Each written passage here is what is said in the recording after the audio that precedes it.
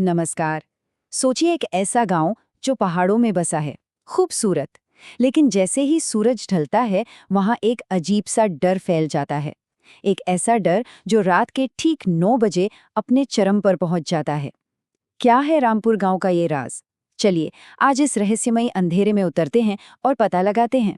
हाँ, यही वो सवाल है जो इस पूरी कहानी की जड़ है। एक पूरा का पूरा गांव ठीक 9 बजे अपने दरवाजे बंद कर लेता है।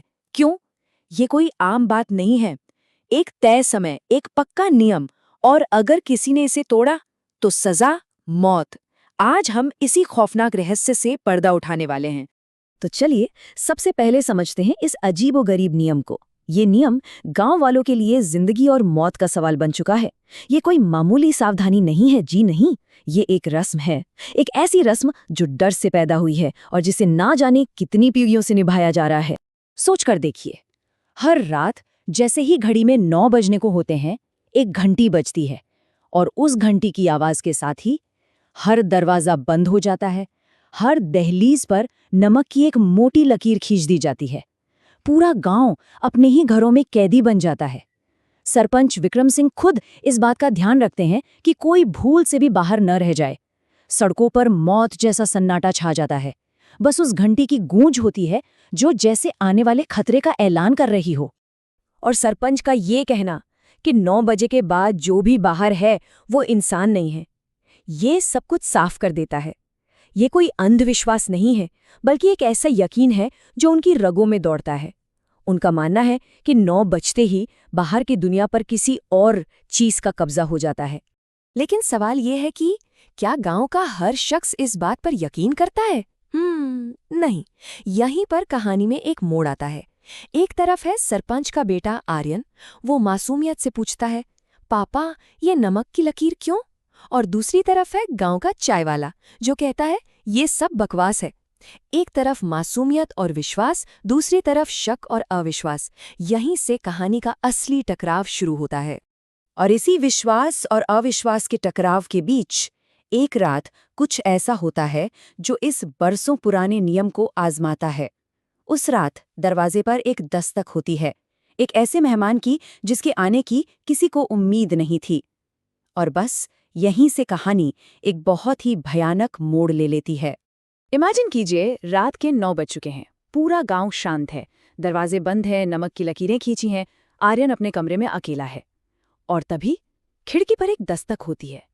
ये दस्तक आर्यन के दिल की धड़कनें बढ़ा देती हैं, क्योंकि बाहर से जो आवाज आ रही है वो किसी अजनबी की नहीं बल्कि एक जानी पहचानी आवाज है। ये आवाज अनिल की है, आर्यन का वही दोस्त जो 1 महीने पहले अचानक कहीं गायब हो गया था। आवाज में एक अजीब सी घबराहट है। वो मदद के लिए पुकार रहा है, कह रहा है, भैया प्लीज खोलो, मैं अनिल हूं, मुझे डर लग रहा है। आर्यन का दिल दहल जाता है। वो दरवाजे की तरफ बढ़ता है, लेकिन तभी उसे अपने पिता की वो चेतावनी याद आती है, 9 बजे के बाद दरवाजा कभी नहीं खोलना, कभी नहीं।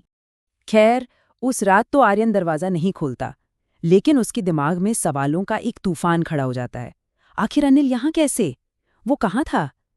अगली सुबह उसके पिता विक्रम उसे एक ऐसी जगह ले जाते हैं जहां आर्यन के हर सवाल का जवाब दफन था।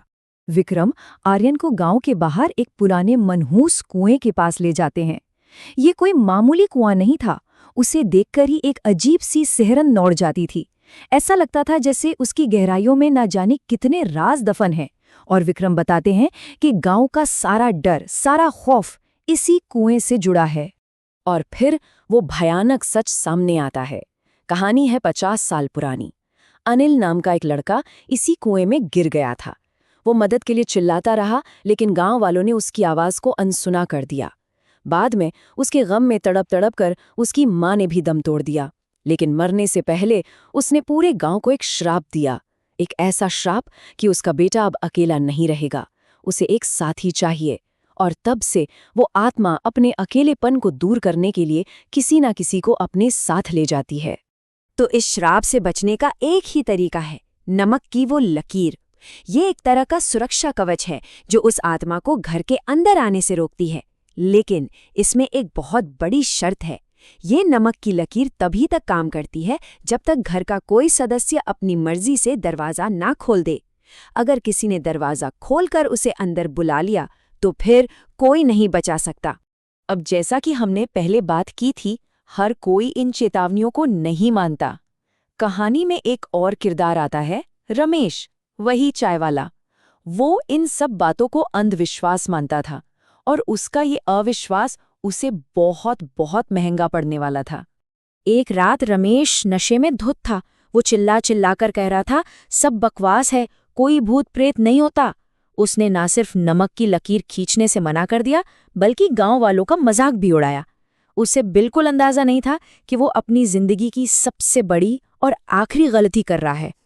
और फिर वही हुआ जिसका सबको डर था। नियम टूट गया। उस आत्मा ने रमेश की सबसे कमजोर नस पर वार किया। उसे अपनी उस बेटी की आवाज सुनाई दी जो 10 साल पहले मर चुकी थी। भावनाओं में बहकर एक पिता अपनी बेटी की आवाज सुनकर दरवाजे की कुंडी खोल देता है, और जैसे ही दरवाजा खुलता है, अनदेखे हाथ उसे चीखते हुए बाहर अंधेरे में खींच ले जाते हैं। सब कुछ इतनी तेजी से हुआ कि कोई कुछ नहीं कर सका। रमेश की इतनी भयानक मौत के बाद सरपंच विक्रम को ये एहसास हो जाता है कि अब छिपने से डरने से काम नहीं चलेगा। इस श्राप का सामना करना ही होगा, इसे हमेशा के लिए खत्म करना होगा, फिर चाहे इसकी कोई भी कीमत क्यों न चुकानी पड़े। और वो एक ऐसा फैसला लेते हैं जिसे सुनकर पूरा गांव कांप जाता है। विक्रम उस श्रापित कुएं में उतरने का फैसला करते हैं, उस आत्मा का सामना करने, उससे माफी मांगने। वो अच्छी तरह जानते थे कि ये सीधा मौत के मुंह में जाना है, लेकिन अपने गांव को इस श्राप से आजाद कराने के लिए वो ये कीमत चुकाने को तैयार थे। रात के 8:58 हो चुके हैं। समय जैसे भाग रहा है। विक्रम अभी भी कुएं के अंदर है। गांव वालों की सांसें अटकी हुई है। सिर्फ 2 मिनट, 9 बजने में सिर्फ 2 मिनट बाकी हैं। क्या वो वक्त पर वापस आ पाएंगे? 8:59। अब बस 1 मिनट 60 सेकंड। ऊपर आर्यन और बाकी गांव वाले बेताबी से इंतजार कर रहे हैं। रस्सी में कोई हलचल नहीं। 9 बजने ही वाले हैं, और 9 बजे के बाद बाहर होना मतलब मौत। और ठीक 9 बजने से एक पल पहले आर्यन की एक बेबस चीख गूंजती है, पापा! उसे लगता है कि उसने अपने पिता को हमेशा हमेशा के लिए खो दिया है। क्या ये श्राप आज एक और जान लेकर ही मानेगा? लेकिन कहानी यहाँ खत्म नहीं होती। एक आखिरी मोड़ अभी बाकी था। चलिए देखते हैं उस रात के बाद क्या हुआ। माहौल बदल चुका था, डर खत्म हो गया था, लेकिन कुछ सवाल अभी भी हवा में तैर रहे थे।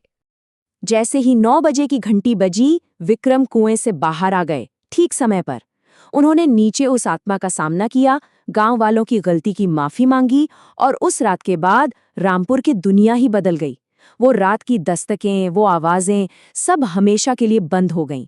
9 बजे का डर खत्म हो गया। सालों बाद गांव सच में आजाद हो गया था। लेकिन क्या सच में सब कुछ ठीक हो गया? श्राप तो टूट गया, पर रमेश का क्या हुआ? वो कभी वापस नहीं आया। और आर्यन का दोस्त, दूसरा अनिल, वो कहाँ है? ये सवाल पीछे छूट गए, और ये हमें सोचने पर मजबूर करते हैं कि क्या अतीत में किए गए पापों की कीमत कभी पूरी तरह से चुकाई जा सकती है? और आखिर में ये कहानी हमें एक बहुत गहरी बात सिखाकर जाती है कि कुछ दरवाजे हमेशा बंद ही रहने चाहिए, कुछ राज राज ही रहें तो बेहतर है, और कुछ आवाज़ों को अनसुना कर देना ही समझदारी है।